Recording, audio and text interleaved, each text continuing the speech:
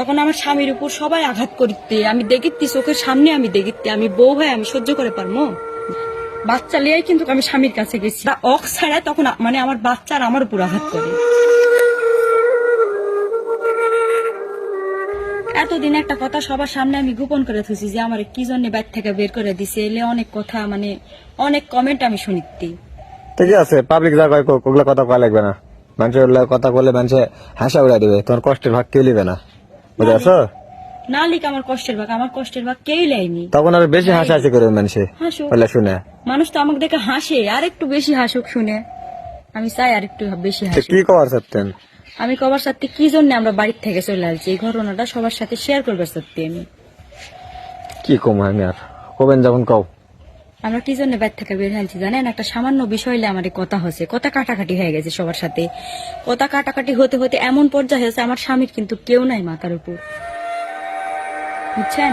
মিয়া মানুষের মধ্যে হলে তর্কাতর্কি হয়, তার বেটা সালপালে টানার দরকার আছে।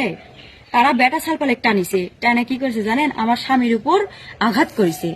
তখন আমি তখন একটা ছোট বাচ্চা লেছে, আমার বাচ্চাকে সবাই দেখেছেন যে আমার বাচ্চা কতটা ছোট। তখন আমার বাচ্চাকে আমি কুলেত করে লিয়েছি। তখন আমার স্বামীর উপর সবাই আঘাত করিতে, আমি দেখিতে চোখের সামনে, আমি দেখিতে, আমি বউ হয়ে আমি সহ্য করে পারবো যে আমার স্বামী সবাই আঘাত করতে? আমার কতটা কষ্টের এই বিষয়টা। তখন ওই বাচ্চা লিয়াই আমি আমার স্বামীর কাছে গেছি, বাচ্চা লিয়াই কিন্তু আমি স্বামীর কাছে গেছি যে আমি স্বামী আমার আটকানোর চেষ্টা করছি, তুমি চলে আসো, ওদের কাছে লাগার দরকার নাই তুমি এ বলে আমি টান দিয়ে হাত টান দিয়ে ধরার চেষ্টা করেছি যে এদিকে লিয়ে আসি। তারা অক ছাড়ায় তখন মানে আমার বাচ্চার আমার উপর আঘাত করে, বুঝছেন? ওই ছোট বাচ্চাটার উপর আঘাত করে, তাহলে কতটা পাষাণ তারা। আমি আর কি বলবো, আমার বলার ভাষা নাই।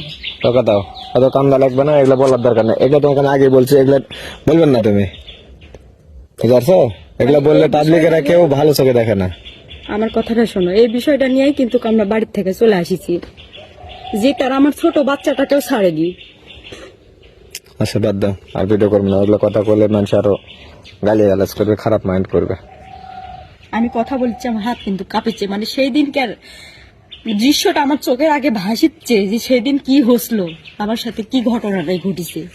সেদিন আমার সাথে পুলিশও ছিল না, আমি যে পুলিশের বাদ দাও, চুপ থাকো তো, চুপ থাকো তুমি।